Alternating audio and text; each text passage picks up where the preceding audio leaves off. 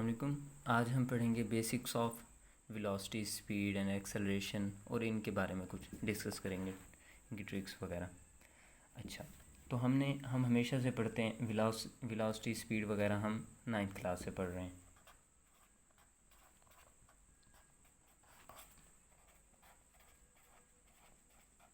सबसे पहले आपको पता है वेलोसिटी क्या होती है?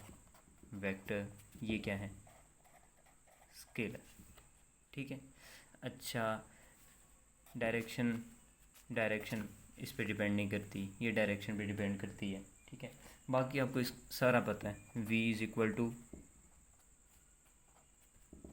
D displacement over time, v is equal to distance over time, या इसे s लिख लें। ठीक है, ये फार्मूले हैं, ये बहुत मतलब मशहूर बातें हैं। इसके बाद एक और क्वेश्चन आता है कि ratio of speed to velocity. Option दे देगा greater than and equal to zero, less than and equal to zero, equal one equal to one, तो इसी इक्वल टू ज़ीरो, ये वो ऑप्शन दे देगा। अच्छा, होता क्या है कि ये ग्रेटर देन और इक्वल टू वन, जैसा हमने कौन सी कंडीशन में पढ़ा था? डिस्टेंस की कंडीशन में, डिस्टेंस ओवर डिस्प्लेसमेंट की। यहाँ भी सेम आ जाता है। ये देखें, स्पीड है, स्पीड क्या होती है? Distance over time. वेलोसिटी क्या होती है? Displacement over time. कैंसिल, तो क्या बचा? डिस्टेंस ओवर डिस्प्लेसमेंट, जिसकी रेशो हमने पहले पढ़ी थी, वो क्या होती है? ग्रेटर देन और इक्वल टू वन। समझा भी देता हूँ कि डिस्प्लेसमेंट जो डिस्टेंस होता है 2 पॉइंट्स के दरमियान, वो कोई भी हो सकता है, ये हो सकता है। डिस्प्लेसमेंट तो हमेशा ये होगा ना, डिस्टेंस ज़्यादा होता है, डिस्प्लेसमेंट मिनिमम डिस्टेंस होता है। लेकिन अगर बॉडी स्ट्रेट पाथ में मूव कर रही हो, स्ट्रेट पाथ में मूव करे तो क्या होता है? जब स्ट्रेट पाथ में मूव करती है तब डिस्प्लेसमेंट और डिस्टेंस इक्वल हो जाते हैं। यही केस क्या होता है? स्पीड के साथ होता है। अच्छा, अब स्पीड क्या होती है आम केसेस में? जैसे यहाँ पर है, स्पीड ज़्यादा होती है, वेलोसिटी कम होती है। अब कोई चीज़ ज़्यादा, फ़र्ज़ करें कि स्पीड है 8, वेलोसिटी है 6, आंसर क्या आएगा? ग्रेटर देन 1 आएगा, है ना, 1 पॉइंट समथिंग आएगा। अच्छा, अगर बिल्कुल सेम लाइन में मूव, एक सेम स्ट्रेट लाइन में मूव कर रहे हैं दोनों, एक ही बॉडी है, स्ट्रेट लाइन में मूव कर रही है, तब स्पीड और वेलोसिटी सेम होते हैं। ठीक है, जब स्पीड और वेलोसिटी सेम होंगे तब आंसर क्या आएगा? Equal to 1 if they move in same direction. Okay.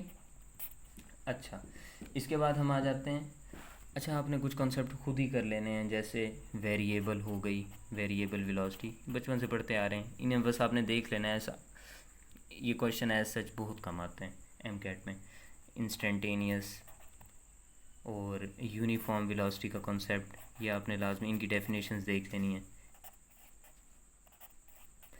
अच्छा, मैं जब भी वेलोसिटी और स्पीड को अल्टरनेटली यूज़ कर रहा हूँ तो तब आप लोगों ने अंडरस्टूड कर लेना है कि बॉडी स्ट्रेट लाइन में मूव कर रही है। जब स्ट्रेट लाइन में मूव कर रही हो तब स्पीड, डिस्टेंस और डिस्प्लेसमेंट, डिस्टेंस सेम होते हैं, वेलोसिटी और स्पीड ये भी सेम होते हैं। ठीक है।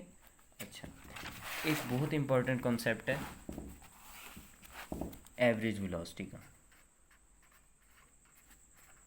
और थोड़ा सा टफ भी है। ठीक है, एवरेज वेलोसिटी।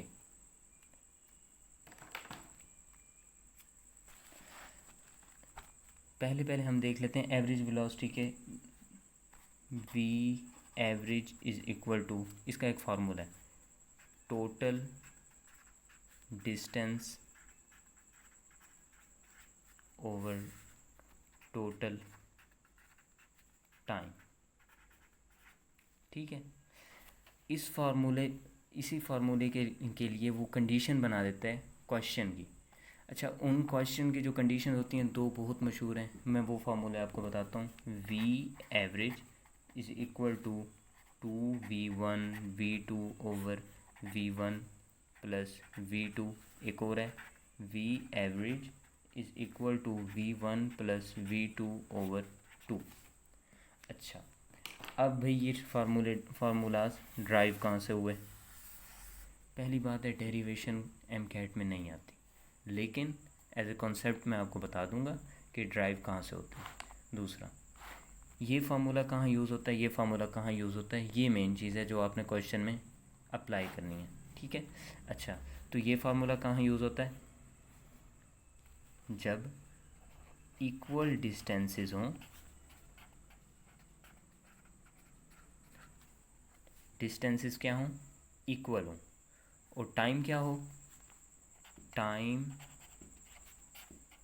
या इंटरवल डिफरेंट हो, तब ये फार्मूला यूज़ होता है। ये कब होता है? इसका अपोजिट होगा। कब? जब डिस्टेंस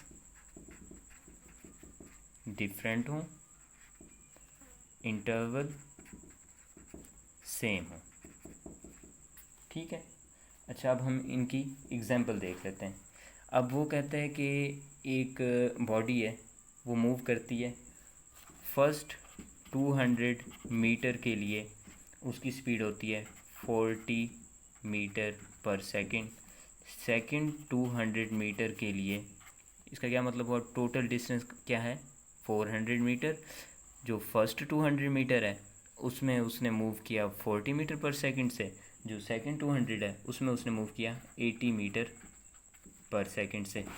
अच्छा, अब आप कहेंगे यहाँ पर तो वेलोसिटी डिफरेंट है या स्पीड डिफरेंट है और डिस्टेंस सेम है, इंटरवल कहाँ पे है, टाइम इंटरवल?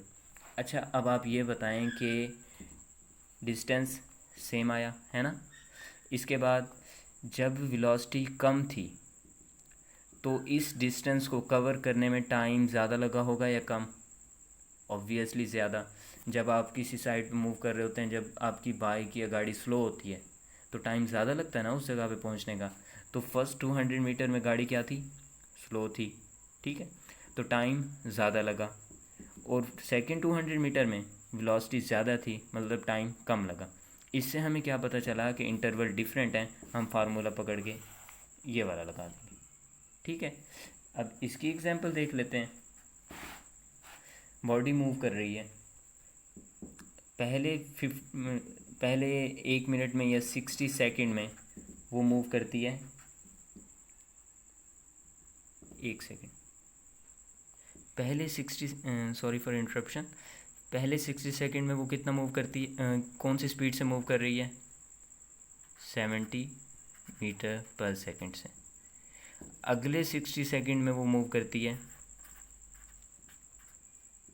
40 मीटर पर सेकंड। अच्छा, अब आप ये तो कह सकते हैं कि यहाँ टाइम इंटरवल तो माना कि सेम है, डिस्टेंस डिफरेंट कहाँ पे है? उसने तो हमें वेलोसिटी दी हुई है कंडीशन में।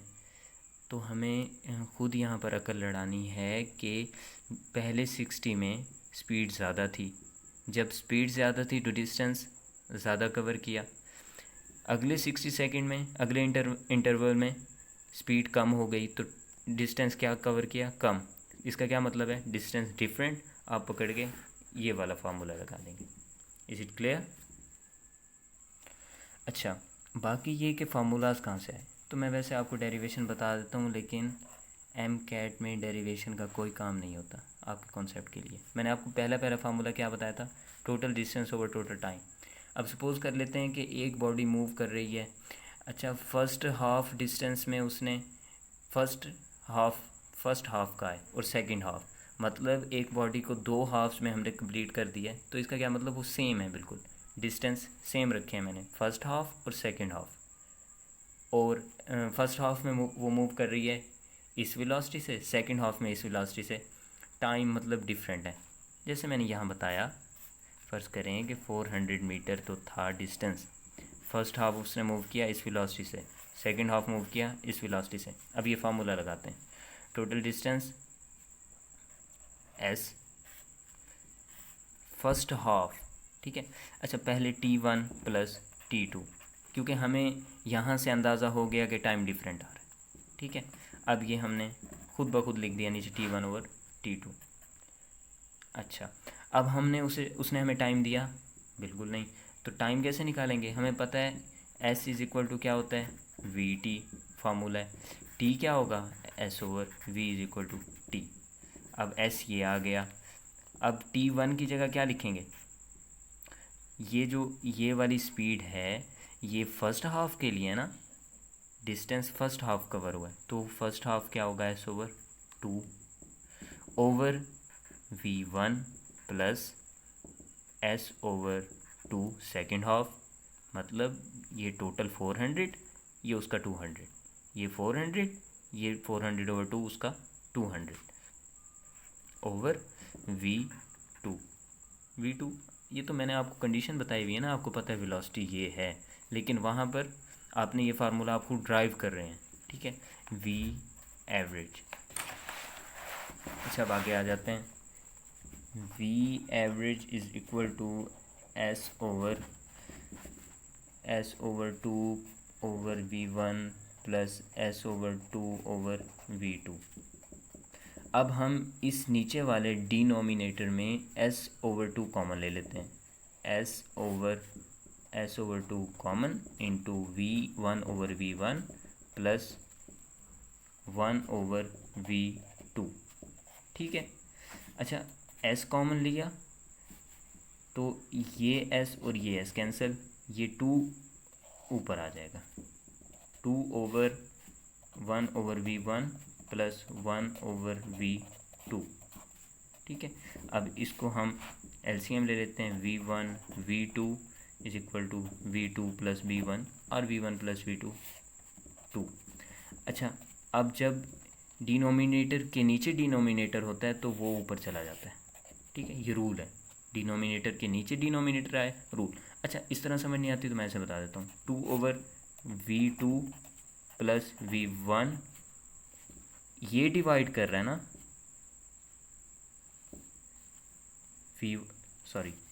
इसको ऐसे कर लेते हैं, 2 डिवाइडेड बाय, अब देख ये इसको हमने, क्योंकि हमने हर जगह इसको अलहदा किया इससे, अब इसको ऐसे ही कर रहा हूँ, 2 divided by this whole, V2 plus V1 V2। Here जब मल्टीप्लाई करते हैं तो हम चेंज कर देते हैं, V1 उल्टा देते हैं, V1 प्लस V2 क्या हो गया, 2V1 V2 over V1 plus V2। Is it clear?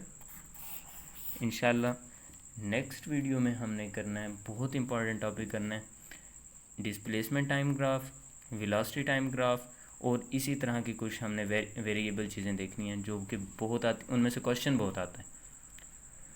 Okay, stay tuned, thanks for watching.